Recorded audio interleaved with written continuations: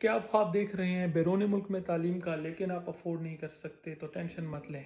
आइए मैं आपको बताता हूँ कि कैसे चाइना में दी जाने वाली डिफरेंट स्कॉलरशिप्स आपके ख्वाबों को हकीकत बना सकती है। हेलो, मेरा नाम है स्पारले और मैं हूँ करंटली वुहान में। मैं आपके लिए लाया हूँ 30 डेज तक 30 डिफरेंट स्कॉलरशिप्स चैलेंज।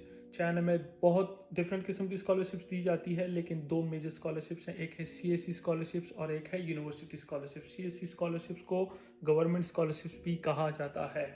ये स्कॉलरशिप्स में आपको फ्री ट्यूशन दी जाती है, फ्री हॉस्टल दिया जाता है और इवन कुछ स्कॉलरशिप्स में कुछ स्टूडेंट्स को लिविंग अलाउंस भी मिलता है, जो आप चाइना में पढ़ते हुए अपने आप पर खर्च कर सकते हैं हर मंथ। अच्छा, चाइना में जो स्कॉलरशिप्स दी जाती हैं वो डिप्लोमा लेवल पे भी दी जाती है, बैचलर लेवल पे, मास्टर्स लेवल पे और पीएचडी लेवल पे।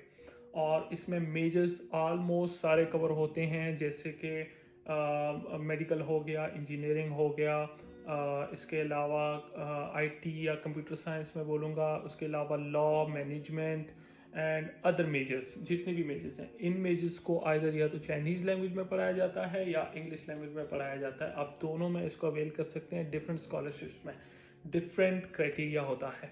अच्छा, इसकी एलिजिबिलिटी क्राइटेरिया की जहाँ पे बात करें कि कौन अप्लाई कर सकता है या कौन नहीं, तो बैचलर्स लेवल के लिए मिनिमम जो मैक्सिमम एज है आपकी 25 होनी चाहिए, सही है, और आपके पास सेकेंड ईयर का सर्टिफिकेट और ट्रांसक्रिप्ट होना चाहिए। मास्टर्स के लिए आपकी एज जो है 35 होनी चाहिए, बैचलर्स की डिग्री होनी चाहिए, और जहाँ तक पीएचडी की बात है तो पीएचडी में आप मैक्सिमम 40 ईयर्स एज तक आप अप्लाई कर सकते हैं। अच्छा, इसके अलावा जो इसका एप्लीकेशन प्रोसेस है उसके लिए आप मेरे साथ रब्ता कर सकते हैं और मैं आपकी हेल्प करूँगा इस सारे मामले में।